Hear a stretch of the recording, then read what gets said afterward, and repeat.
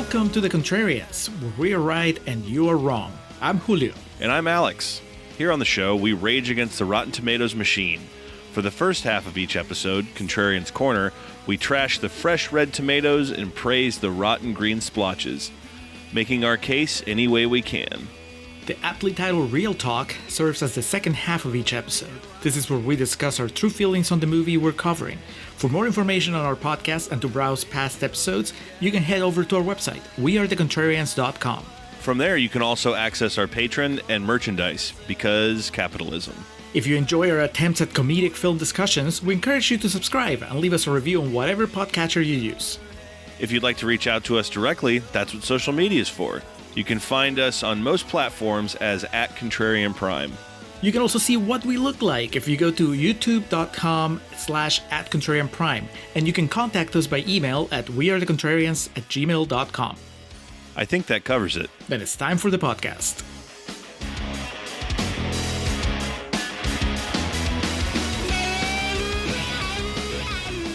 And we are recording for Contrarians Corner for Assassin's Creed.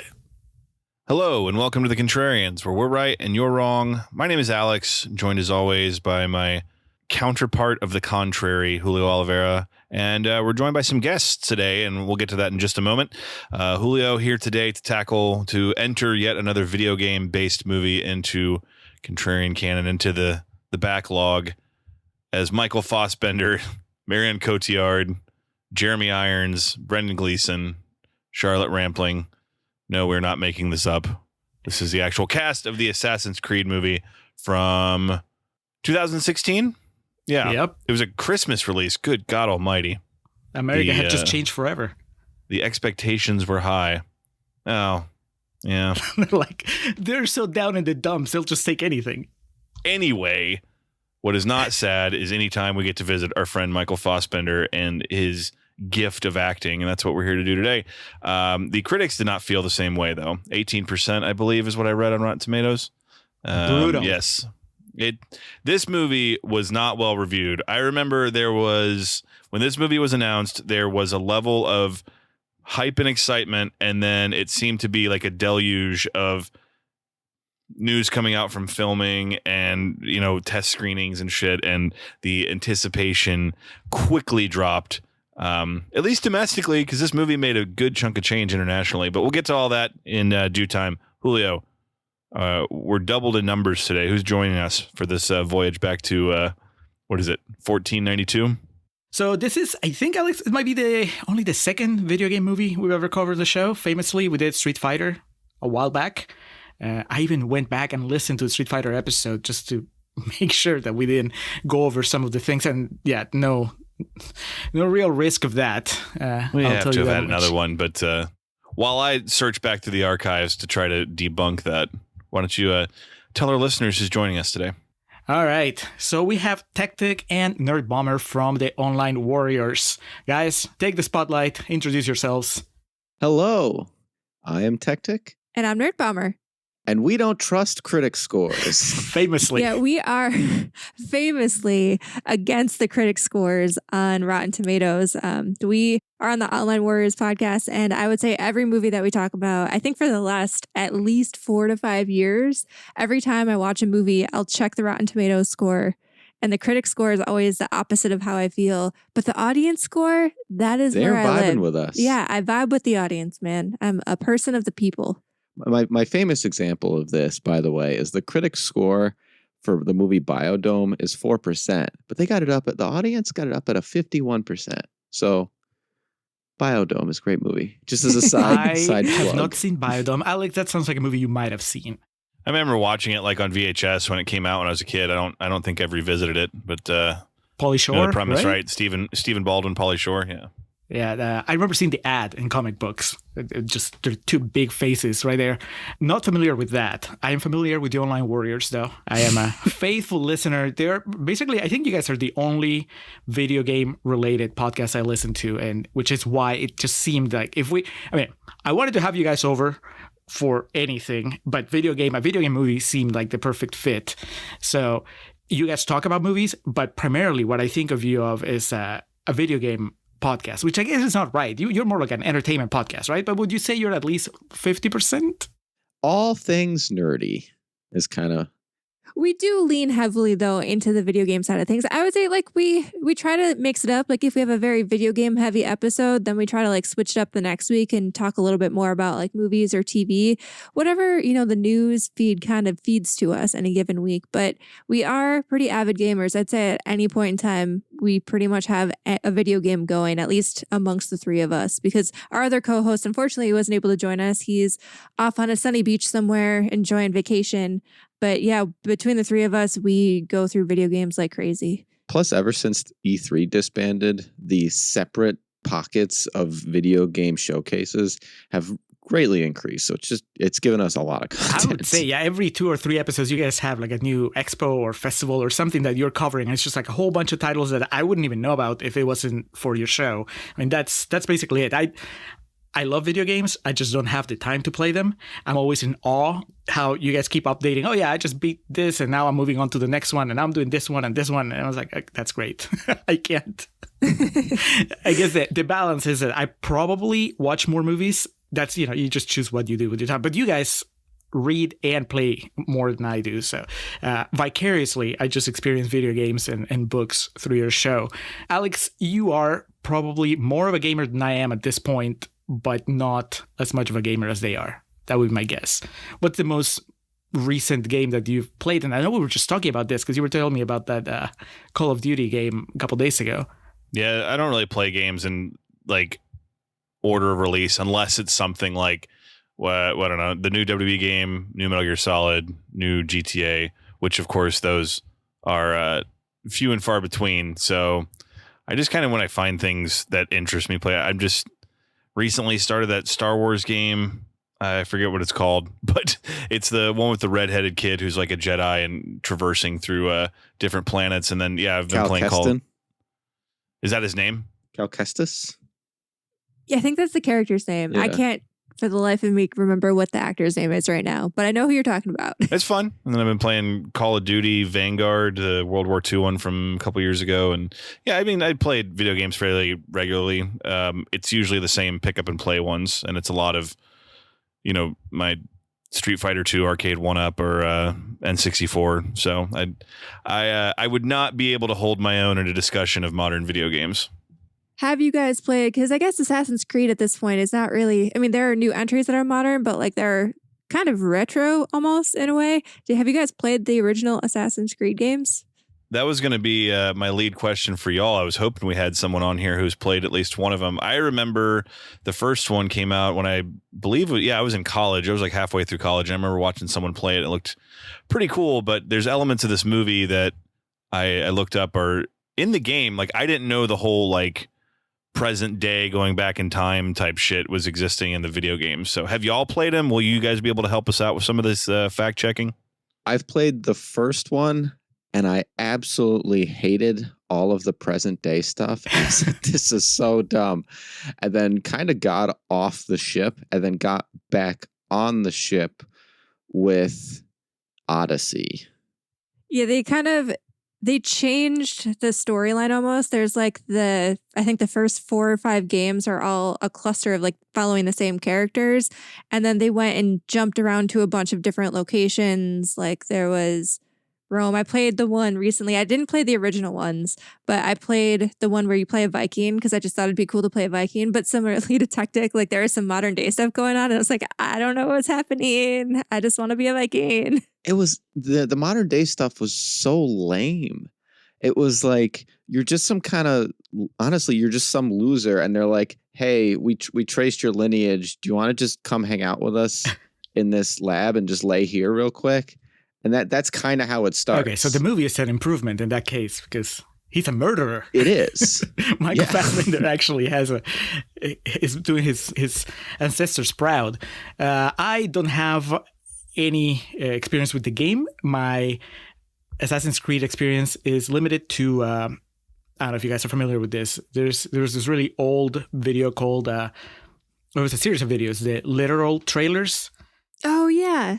God just saw you and he's gonna shoot you, but don't mind him, just keep looking awesome. That shadow will take care of him. Wait, God says stop, just kill him.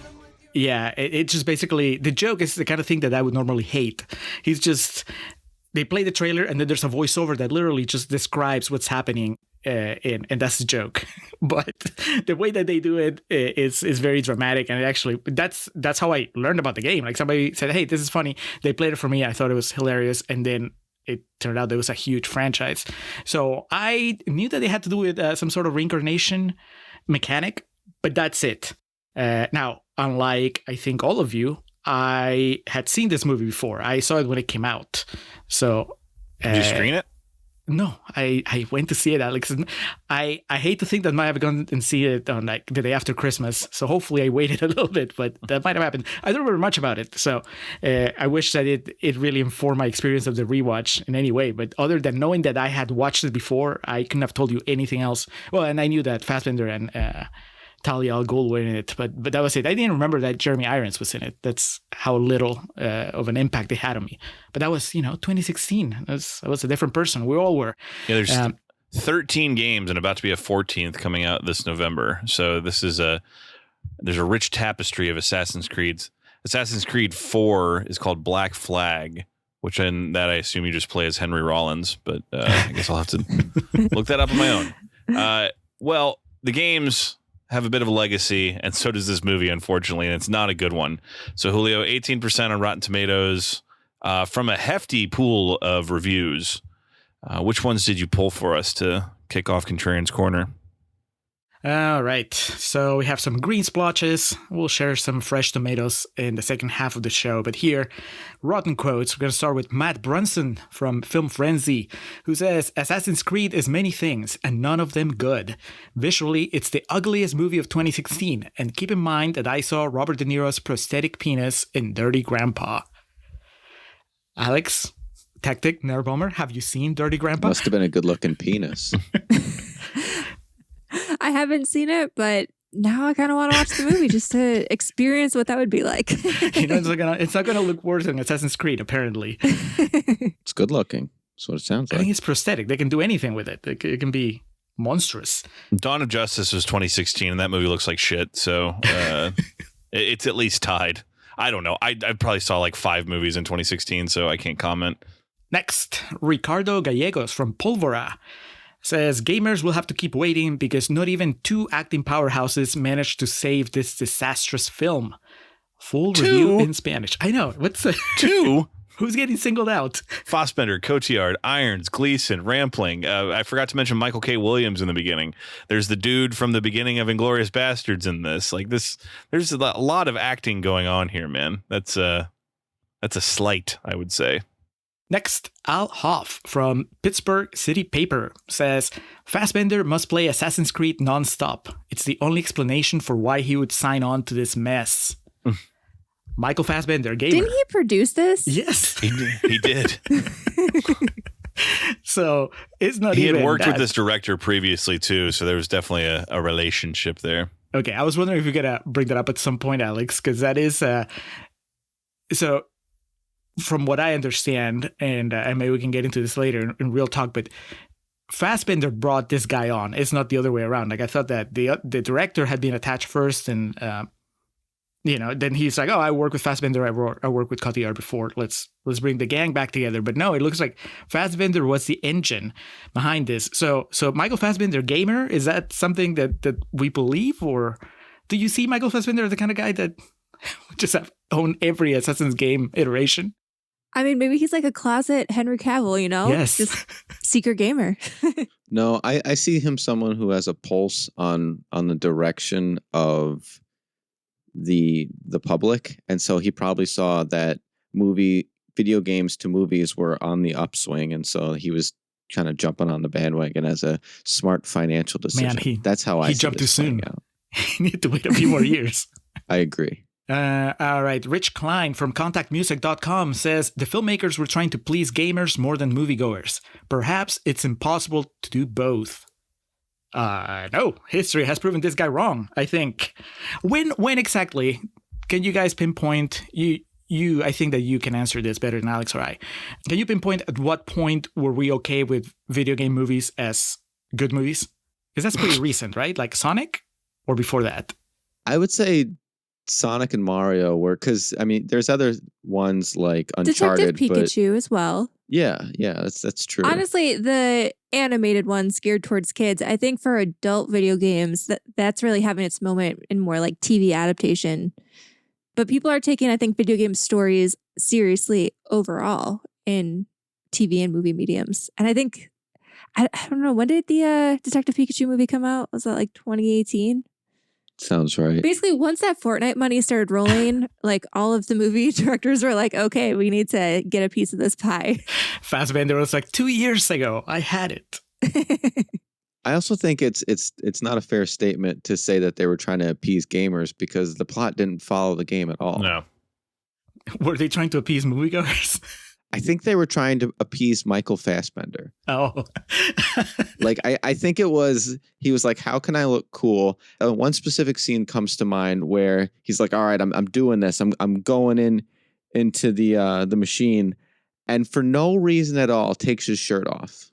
It looked really cool, though. Exactly. Oh, yeah. This was a post-shame world. That's what we want to see from Fassbender. Every other instance of using that machine, he was fully clothed. But no, this was the climax of the movie. Time to take your shirt off. Oh, it's when, well, yeah, because he's, this is serious. Now he's taking it seriously. I was just going to piggyback on the video game movie discussion there real quick, because going back through our archives, the one that came up that you had forgotten about was Silent Hill. And I remember that being the first one, the first Silent Hill. I know they made several afterwards, but the one from 2006 with Ken Coates, I remember that being the first time I saw a video game movie. I was like, okay, they're kind of starting to get it. But to our guest point, you don't have to look any farther than The Last of Us to see that there is a way to do it. It's just with more adult themed video games, as she said, it's with the length and story that's involved, you can't cram that into 2 hours. You need more of a, mini series. So anyway, last quote. Let me hear it. Last quote is pretty out there. It's from Alan Shirtle from Village Voice, who says, maybe this miserable junk is the fantasy action adventure dreamed of by all those dudes mad that Star Wars now lets girls play too. What? I mean, I know those people exist, but I don't see the correlation specifically with Assassin's Creed and specifically with this movie. Circle back to shirtless Michael Fassbender, and you got your answer. Oh, that's what it is. The repressed feelings of those people that were angry that Rey was the new Jedi. Right. And they were just happy that Marion Cotillard never got to wear the hood and never became an assassin. She constantly herself. got shot down by Jeremy Irons. It's like, that's right. Know your place, woman. Yeah, that really doesn't make much sense. That just sounds like somebody that was angry the day that they wrote that review. I'm gonna lash out. All right, well, those are the quotes, so let's get into Contrarians Corner. You're about to enter the Animus. What you're about to see, hear, and feel are the memories of someone who's been dead for 500 years. All right. In 1492, Andalusia, during the Granada War, Aguilar de Nerja is accepted into the Assassin Brotherhood and assigned Prince Ahmed de Granada for the Templar Order. In 1986, adolescent Cal Lynch finds his mother killed by his father, Joseph, an assassin. A gunman led by Alan Rickett, CEO of the Templars Abstergo Foundation, arrived to catch Joseph, who persuade his son to escape. Julio, my first question for you here, after we get our 1492 opening about the protection of, the Apple of Eden, it immediately goes into a Black Angel song. They're a local band here in Austin. And did you have the subtitles on? Were you listening? The song's about driving down I-35. I know. Well, okay, for one, I don't know. I didn't know that they were an Austin band. Second, this movie throws a lot at you very fast from the very beginning. So I think that figure out the lyrics of the song that was playing was like number 10 on my priority list. I was trying to catch like the time and the characters. And is that really Fassbender? Is Fassbender speaking Spanish? Did they dub over him? It was There was a lot going on. I'm impressed that you were able to catch that. But then maybe you've listened to this band before. Are you familiar with them? Have you seen them live? Is that how you recognize I haven't seen them live, but I'm familiar with them. And also a song that starts off the beginning of this a movie, Assassin's Creed, that's like driving down I-35. I was like, wait, what? What does this have to do with Texas? So that's when they cross over to present day, right? Yes, correct. Okay. Or wasn't quite present day, but it was, the 80s when his mom died.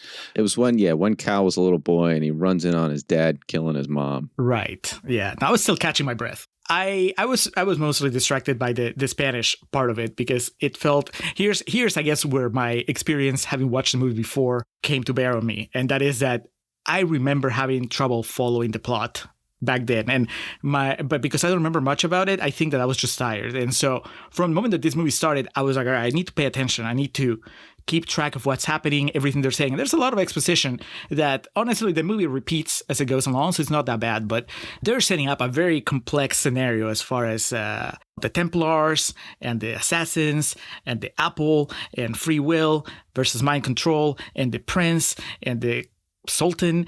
It's a lot, and it's like maybe 5 minutes, right? So I appreciate the ambition. I haven't played the game, so I don't know if it's the game like this where they just drop you in the middle of the story and you have to absorb all this information as you go along, or do you have kind of like a tutorial where they walk you through, I don't know, Spain first, and then you go to present day, like 3-4 hours of gameplay later?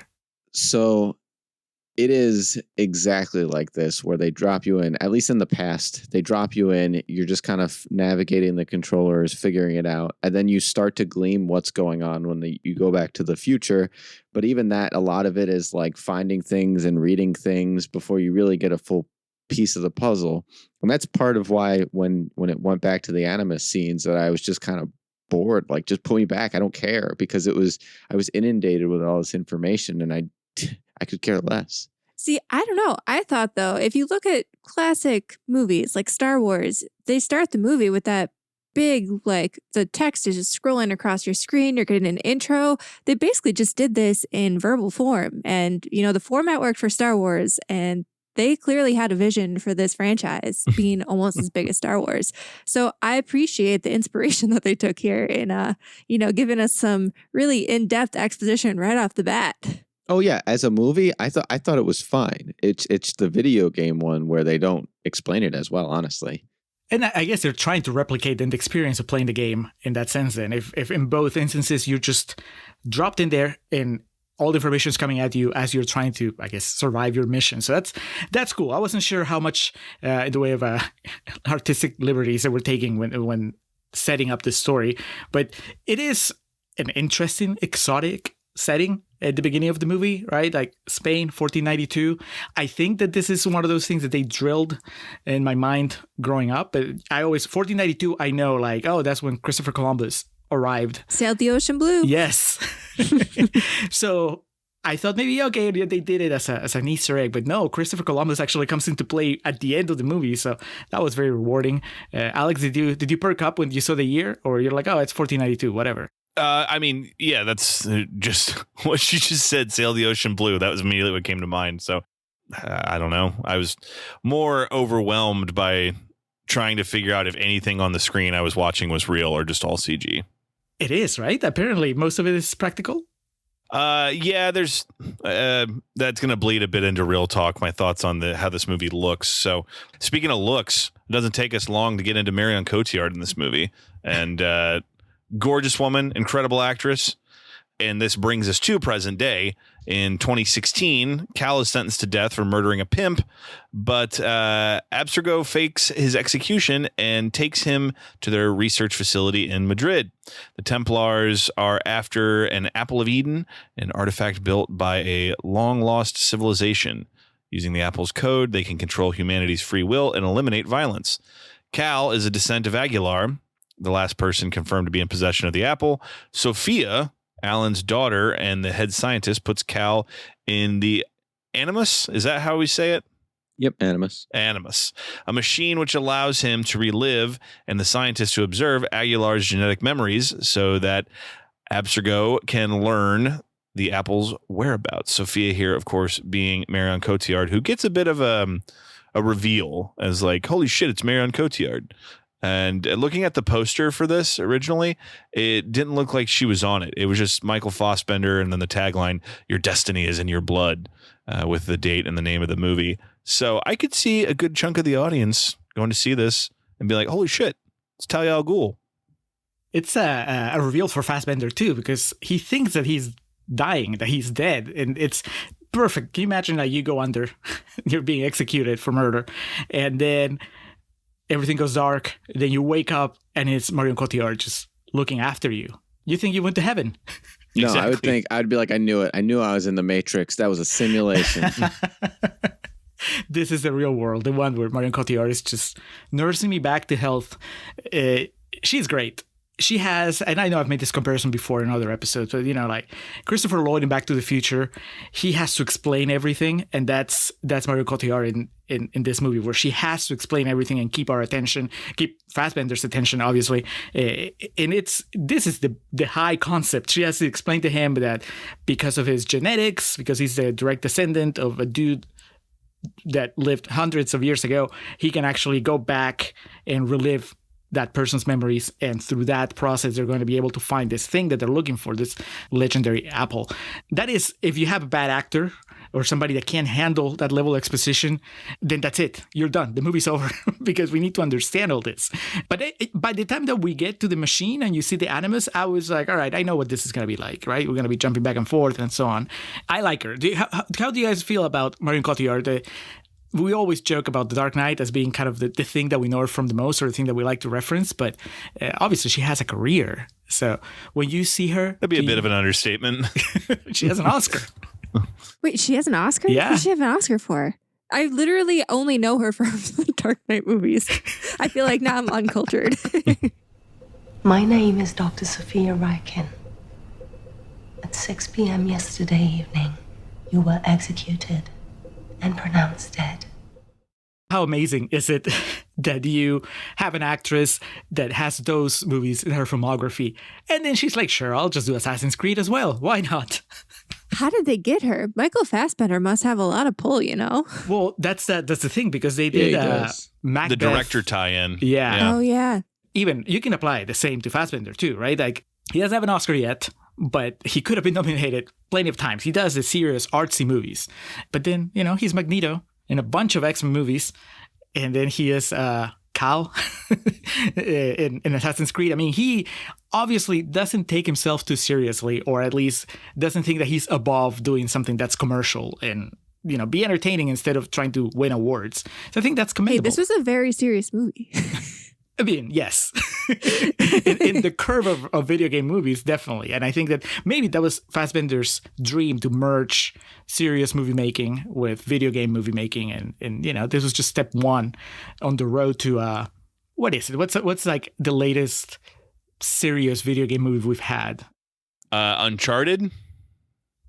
I mean, I think that's just very much like a Hollywood blockbuster that you could watch it and not think, oh, it's also based on you don't need to have played the game to enjoy it. So maybe. Yeah, you'd really just have to say The Last of Us, because that's just going through the list of films adapted from video games. It's the only one since then that's been approached with some modicum of sincerity.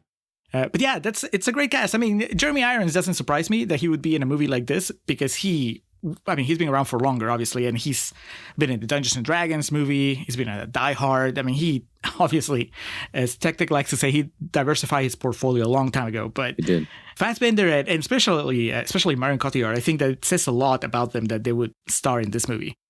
Well, we did get the first drop of the Matrix, which is kind of inevitable with this movie. So I did want to call out right now that, and looking into this a little bit, the Animus, the machine used to experience ancestors' memories, was redesigned for the film from a chair to a machine that lifts the user in the air.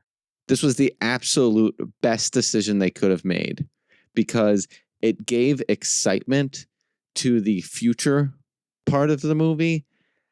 Whereas looking at him sitting in a chair, not moving at all, would have been so unbelievably lame. So is it the same thing in the game where his actions in the past are being mimicked by his body in the No, present? it's just he's asleep. Okay. He's just taking a nap, just snoozing. Michael Fassbender said the change was specifically made to avoid comparisons to The Matrix, but it sounds like it worked in other ways as well. It is pretty impressive. Like, when he's doing those moves, he's fighting no one, but you can see the visions there. It's cool. I like the world building, and it's kind of genius that you don't know.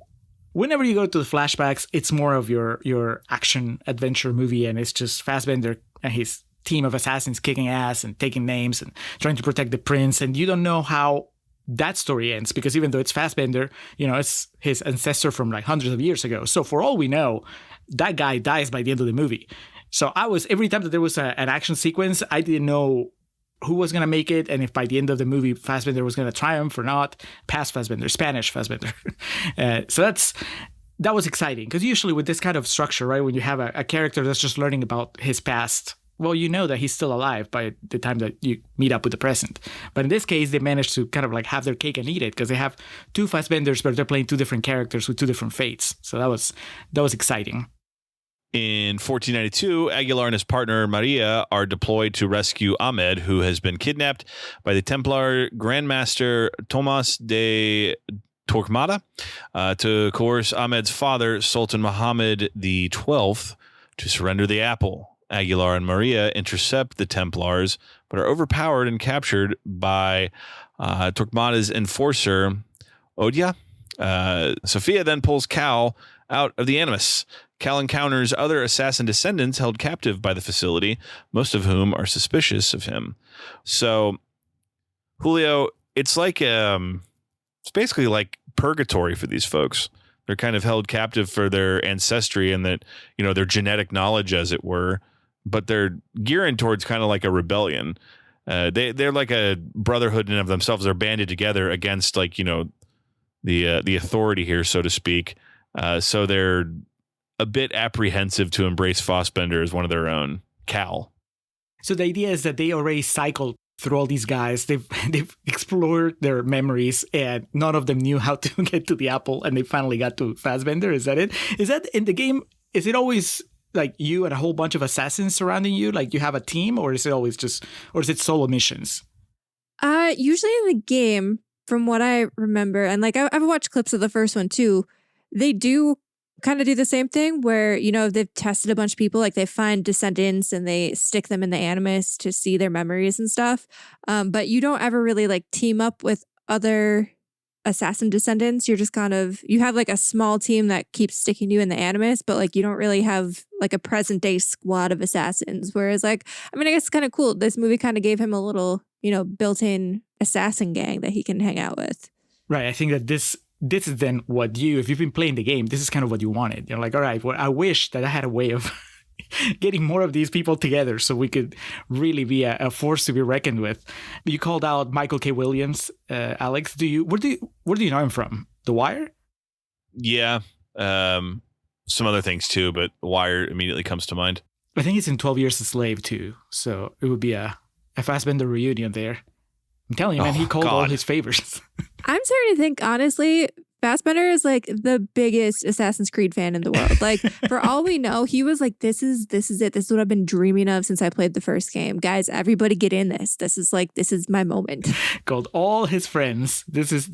This is going to be a big one. We're going to be dining on Assassin's Creed for decades, because we're going to make like 20 movies.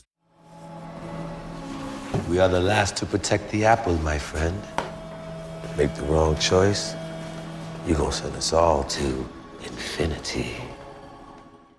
So on the other side, on the Spanish side, he has a couple of people. One gets disposed of pretty quickly, and then the other one sticks around for a while, which is is it Maria? She's awesome. She kicks ass, and she, I think she's constantly reminding him of his duty. I like that she was as fearless and as strong as his character was. That was pretty awesome. Do you get to play with any female assassins in the games, or is it just always dudes? In the later games, the ones that are based in like various locations and kind of strayed away from the original format of the games, you get to pick your gender. And I think it started with Syndicate was the first game that you could choose what assassin you want to play as? Like they gave you an option and it wasn't just like one specific character. So the biggest question I have about the game, since dealing with some more knowledgeable folk than we, is the discovery of the Abstergo. Is that how the game progresses, where you try to fight back against the people who have put you in this situation, or is it just you continue on missions? Because this basically becomes like a source code type situation where the people working within realize it's bad and try to fight back against it. I'm just kind of curious if that's in the game or is that exclusive to the movie? I think they pulled you in. It's sort of like this. You're not like a con or like an ex-con or anything like that. You are a bartender and they just somehow find out that you're a descendant and they bring you in. But then you're like, wow, you guys are bad guys. And then you like break off on your own. But you don't necessarily try to take them down. You just like escape with their technology. Man, I like that angle. So I'm glad that they went with that part here in the movie, because that's one of the more exciting parts, I think, when you figure out that Fassbender is finally seeing the light and he's going to turn on these people. My question about the game, the one thing that was like this, the movie didn't quite get to it. And I don't know if it was going to be a reveal for a sequel or it's just meant to be open-ended for those of us who haven't played the game or whatever. What's the deal with the jumps? There's at least 2 times in the movie where he escapes a situation by jumping from a really high place. And I know that that's imagery from the game because I've seen it in videos from the game. And the leap of faith, as it's called in the game, I believe. Right. There's a moment where, is it Marion Cotillard that says leap of faith? And I was like, yes, but what is that? And I respected the movie for just not telling me. They were just like, no, you figure it out. But there's also like those eagles. So I know this is going to sound really dumb, but my headcanon is that he jumps and then after the camera cuts away, he turns into an eagle and he flies. Is that what's happening with? No, he falls into the water. Right. But then what about the other times that he jumps and there's no water underneath? Well, in the game, it's like there's always a bale of hay. There's always something cushy. Okay. So the leap of faith is that you jump and you're assuming that something's going to break your fall and not kill you. Correct. So what's the deal with because the birds? in the games, by the way, if there's not a bale of hay, you do die. Okay, well. And then the birds you have a special connection with, like they didn't do this in the movie, but in the games you can like see through the eyes of birds. So you can kind of use them to scout ahead and plot your assassin-y path. Okay, well, to defend my theory, águila in Spanish means eagle. And his name in the past is Aguilar. So it's like, oh, so he's like the Eagle Man. It is not that out there. The Eagle Man. Alex, what did you think was happening? No, I don't know. I was just kind of following it. I knew from all the advertising from the game and shit. And I remember reading about when this movie came out that one of the leaps of faith was a legit like stuntman did that. And it was like one of the highest highest jumps that had been done in a long time, maybe ever. So, like the escape sequence is pretty dope actually here. The one when they're going to be burned at the stake, that's probably my favorite sequence in the movie, just like running up the walls. And there's that part where Fassbender like ricochets an arrow off of a cobblestone wall and it bounces into some dude's face. It's fucking awesome. So yeah, because this movie was good. This was a good movie. This is the part of the movie that had me entrenched. Did you get Wolverine vibes with his blades? No, more of the dude from Smoking Aces that kills Matthew Fox. I fucked up my joke because I forgot that guy's name right when I tried to say it. But no, maybe Baraka. How about that? Those are the vibes I get from this. There you go. Yeah. Okay. Tied into another video game. Back in the Animus, Aguilar and Maria are scheduled for execution at an auto da fe, but he manages to free them, leading to a rooftop chase. This is what we're talking about, in which they escape through a leap of faith. Cal's mind reacts violently to the session, and he is temporarily paralyzed. Speaking of Wolverine, we get Weapon X Michael Fassbender here. After learning that Joseph is also at the facility, Cal confronts him over his mother's death. Joseph informs Cal that the bleeding effect will allow him to gain Aguilar's skills. He also reveals that Cal's mother was an assassin and chose to die by Joseph's hand rather than being forced into the Animus. Unconvinced, Cal vows to destroy the assassins by finding the apple. Meanwhile, Alan is pressed by Templar elder Ellen Kay to shut down the multi-billion-dollar Animus project because they have already, quote, won. People no longer care about their civil liberties. They're content to follow, leading Sophia to question her father's true intentions. Now, Julio, we got to back up here. We do see Fassbender's dad here in present day, and who is returning to the Contrarians in this form? It's the guard. It is the guard. Yeah. Brendan Gleeson himself comes back. They hold off on giving you the cast until the end of the movie, right? So did you know that he was in this movie, Alex, or was this a reveal that was as shocking as Marion Cotillard at the beginning? I knew initially because I read the lineup on Google just doing research for this movie, but I'd forgotten at this point in the movie. I was like, oh shit, it's Brendan Gleeson. Yeah, he's there imposing. I love that everybody leaves the room so they can have a very intimate reunion where one might kill the other. It's great. This flashback where we see what really happened with his mother is, I think, one of the best parts of the movie, because even though it changes narrative, it doesn't change Fassbender, right? He goes in convinced that his father killed his mother, and then the flashback shows that, yeah, he did, but it was because the mom was asking. It was like he was protecting her. He was like, if we hadn't done that, then she would have been brought here and plugged into the Animus and tortured and all that. So it becomes kind of a noble kill. But Fassbender is so hardened by everything that he still refuses to see his dad's point of view and instead pushes him the other way. He's like, well, now I'm going to collaborate with these guys. I like it. I like how it just changes the dynamic. What I don't understand is if he killed her to protect the apple and prevent them from getting it, why didn't he also kill himself? Okay, I thought you were going to ask why didn't he kill Fassbender. And I'm like, that's the best part. He couldn't bring himself to kill his son. He's like, please run. If I had to guess, I think that young dad, before he was Brendan Gleeson, he tried to put up a fight, and he was eventually neutralized before he could take his own life. I can already see it in my head, and it looks awesome. Although he might not have been one of the ancestors. That's actually a really good point. That's an even better theory. He doesn't know. There's no way for him to, they can go back in his family tree and there's no. Yeah, it's just no a hint. farmer. It's just some guy herding cows. A man grows with the greatness of his task. I ought to have killed you. It reveals so much about his character that he could push himself to kill his wife, but he couldn't push himself to kill his son. I mean, that tells you so much with just one action. And then it shows you so much about Fassbender's hangups that even after this reveal, and it's not like he doesn't believe him, but even after that reveal, instead of deciding that he's going to turn on the Templars, he's like, oh no, now I'm really going to help them. It's a very realistic reaction to have, because that's just a lot of information and life-altering stuff getting thrown at you. And even to see his dad after so many years, even that's probably a shock. I feel like that's a very realistic reaction, because you go one of two ways. You either accept the apology or whatever and you reconcile, or you go basically extreme the other way and say, I don't care, screw you. Yeah, either way, it shows you, it's a very definitive look at the character of Fassbender. What is this guy made of?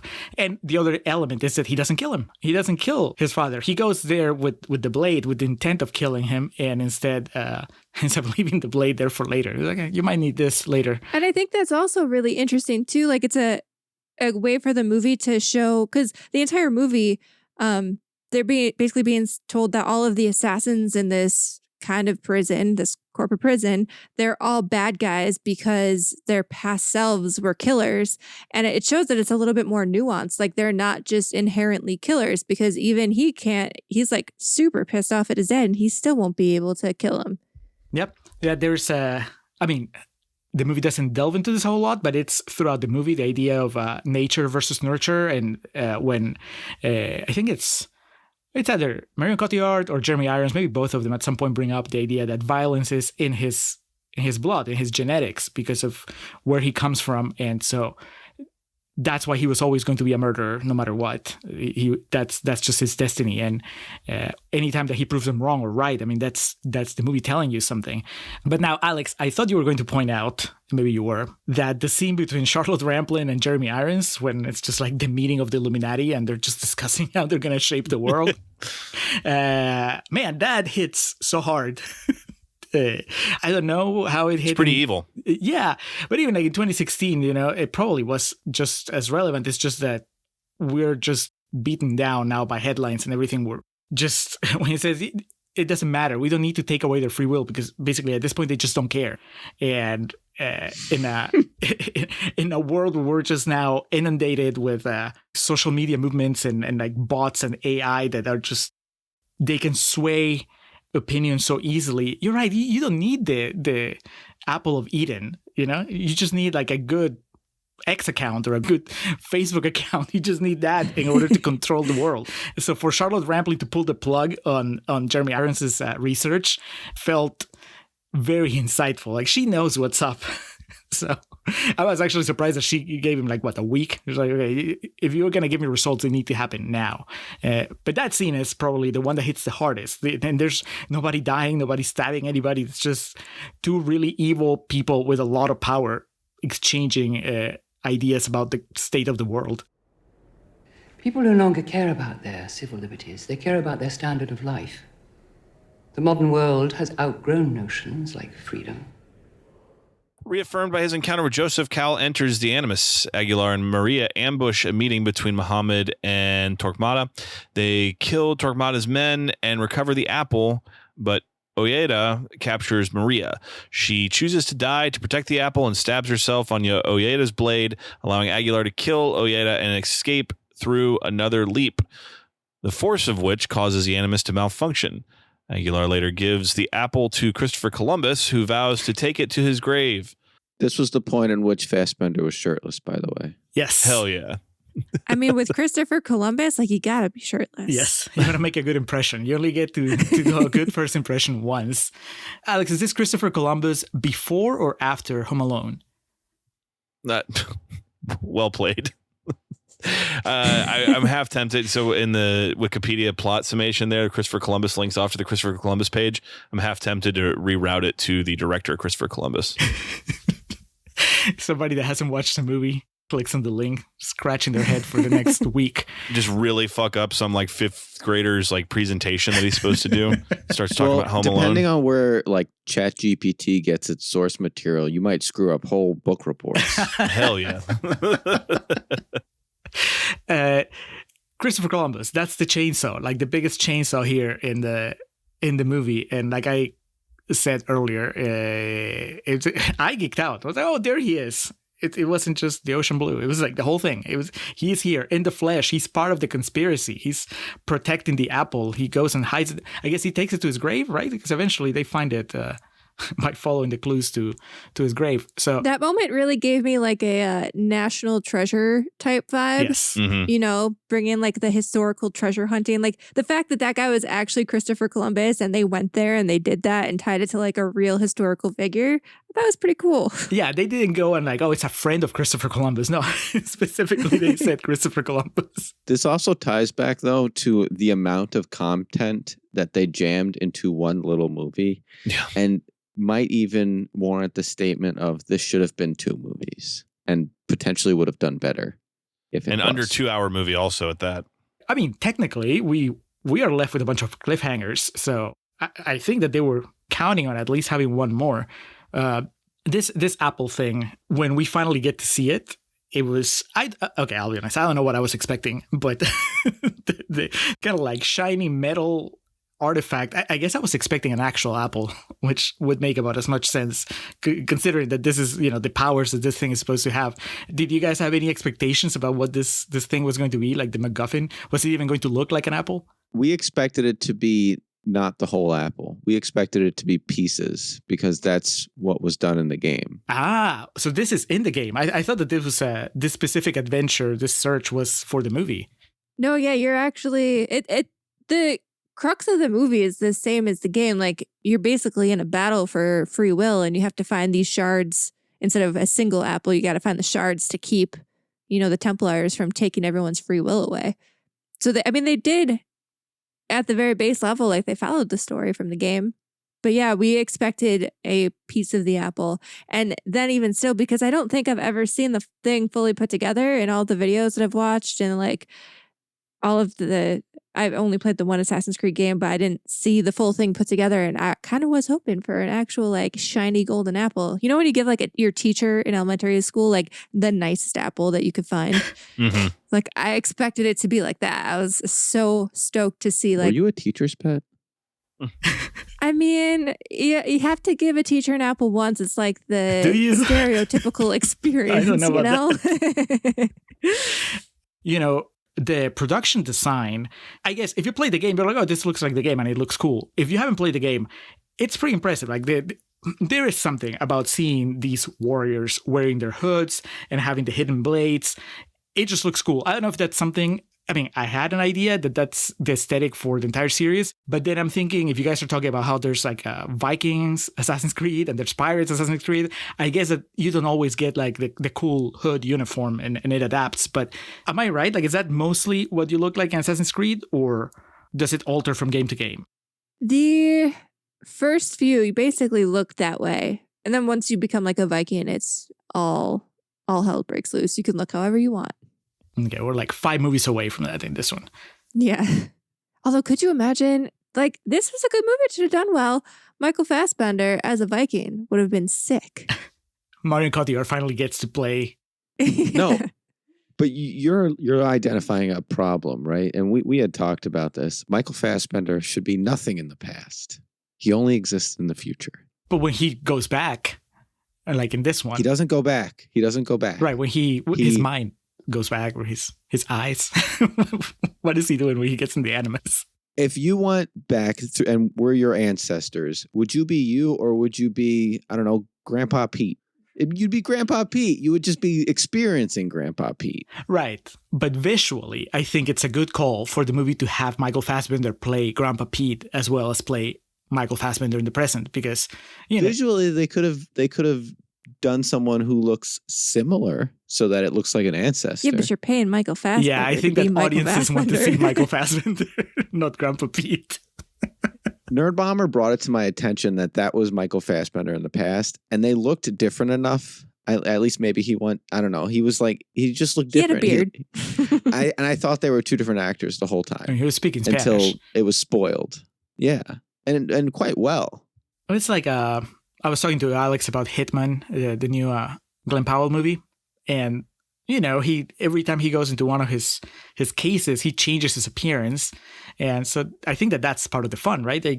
Fassbender keeps going back, and every time he inhabits a new ancestor, he just looks different. So Viking Fassbender is just like bulked up and maybe has a big beard, and Samurai Fassbender. Now I'm just picturing Michael Fassbender doing the shtick that Glenn Powell's character did in Hitman, where he's like talking himself into character as he's putting on like a fake beard going into like the 6th Assassin's Creed movie. That's all on the special features of the Criterion. Behind the scenes, director's cut. El Sultán Mohammed esté bien. Entregará la manzana. Y traicionará el credo a cambio de la vida del príncipe. When Musa and the modern assassin prisoners start a riot to escape, this is the rebellion here, Alan orders the facility purged. Abstergo security kills Joseph and most of the other prisoners. Cal stands in the Animus chamber and is met with projections of his ancestors, including Aguilar, Arno Dorian, Joseph, and his mother, while Sophia glimpses the projection of an assassin resembling her. Okay, so I didn't imagine that. Because that's like blink and you miss it. So there really was Marion Cotillard assassin. That's awesome. Man, that would have been the sequel right there. They're kicking ass together. Yep. Persuaded by his mother, Cal embraces his assassin heritage and, having fully assimilated Aguilar's abilities, joins Musa and Lynn in escaping the facility. Having retrieved the apple from Columbus's burial vault, this is like Jebediah Springfield's silver tongue for any of you Simpsons fans out there. The Templars convene at a ceremony in their London sanctuary to celebrate their triumph. Inside the sanctuary, a disillusioned Sophia meets Cal, who has come to take the apple, and she reluctantly allows him to act. Cal retrieves the apple, killing Alan in the process. I mean, that's putting it lightly. He slits his throat. As Sophia vows revenge, the assassins depart, swearing once again to protect the apple from the Templars. And this is where Charlotte Rampling has her big send-off line about it's to the future or something. Like, we'll have it again one day. And then there's 15 minutes of credits, Julio. It's amazing. Because I gave you a heads up, and now I'm regretting that I gave you a heads up about the 15 minutes of credits, because as we tend to do, well, here's what I fall into the habit now of checking the time, like looking at time codes whenever something big happens in the movie, because I kind of figure out the structure, right? Like, okay, so this big thing happened like halfway through, and this big thing happened when we're turning into the climax, and so on. Well, this movie threw me off because when they killed Jeremy Irons, I was like, man, there's still a lot of movie left. What else is going to happen? And I was like, oh, that's a bummer. They're going to it's going to feel bloated. And then instead, it's just over. There is no final confrontation between the Templars and the assassins. They really leave it open for, future adventures. And really, this ended with Jeremy Irons, which is good. I mean, we here on our show are constantly advocating for shorter movies, and yes, finding out that this was just an hour 45 with 15 minutes of credits is beautiful. Now, Alex, tell me, you didn't get chills when you got the Oppenheimer quote, which I know is a quote from something else, but for us, it's the Opie quote. Now I am become death, the destroyer of worlds. Not sure I could make that work. Young Christopher Nolan was watching Assassin's Creed, and that sparked. There's someday. God, wouldn't that be awesome if you loved this movie? Because Tarantino always he'll come out at the end of the year and say he really liked the movie that was critically panned. Most famously, at least to me, is he loved The Green Hornet with Seth Rogen, and that movie did abysmally. Like Christopher Nolan, you catch him watching this movie constantly for inspiration. Assassin's Creed. He's wanted to work with Michael Fassbender ever since. And Fassbender keeps ignoring him. He leaves him on red.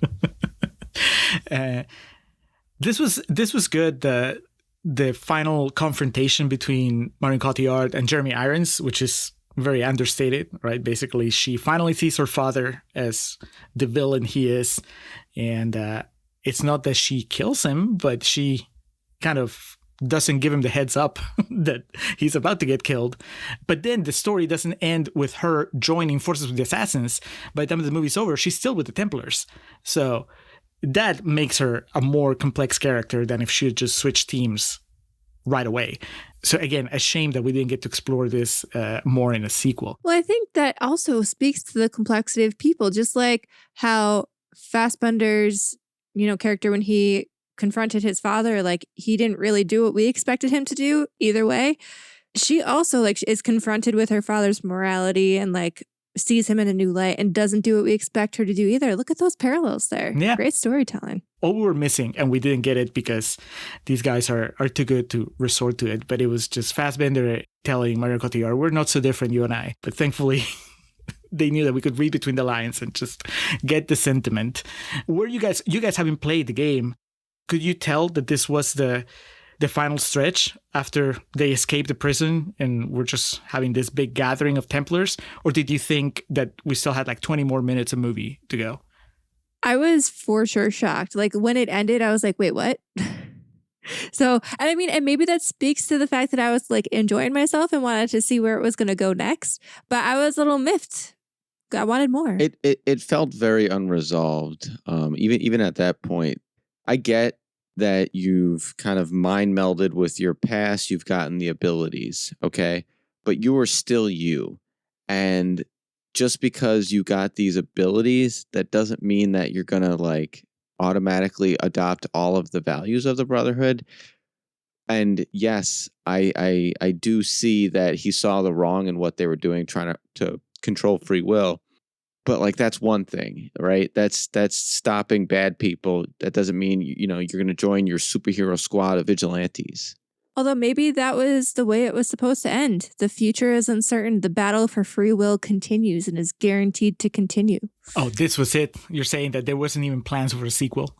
Yeah, maybe that was it. Maybe they're just It's been centuries and the battle will continue for another few centuries. And it's with Fassbender looking straight into the camera and going, what would you do? Credits. Yeah. I was glad that Michael K. Williams made it to the end. I knew that we were going to lose at least one of the assassins. Turned out to be the young kid that tries to attack Fassbender earlier in the movie. But I mean, by the time that the movie's over, we still have a bunch of assassins. I was afraid that they had just built them up so they could be fodder for the bad guys. But no, most of them get to fight and do some cool stuff in that final sequence. So whether it was planned or not, this movie ends, and I was like, yeah, give me more. I mean, these days they make trilogies out of anything. So this deserved at least a trilogy just to tell a full story. Because yeah, you're right. I mean, I could have used more background story, more trips to the past. What happens now? I mean, do they have the apple? Do they try to use it themselves, or are they just going to hide it again? There's a lot of stuff. There's a lot of places where this movie could go. These days we get sequels to movies that don't really need sequels. We get prequels and so on. But every now and then you get one that actually deserves to be stretched out and explore more. And I think that Assassin's Creed was one of them. Alex, do you feel like would you go watch an Assassin's Creed if Fassbender decided that he's going to give it another shot? I'm assuming he still has the rights. It would depend. I mean, there's obviously something here. I don't know. I can't answer that right now because any movie with Michael Fassbender and Marion Cotillard, I'd be like, all right, I'm listening. So it seems like there was a desire for another swing, another time at bat, and it just wasn't to be because this movie lost $100 million. But God, who among us on Christmas too? It's it's brutal. All right, well. We made it to the end of Assassin's Creed Chapter 1 and only chapter. We are going to gather around the Animus and jump into real talk, and we'll be back soon.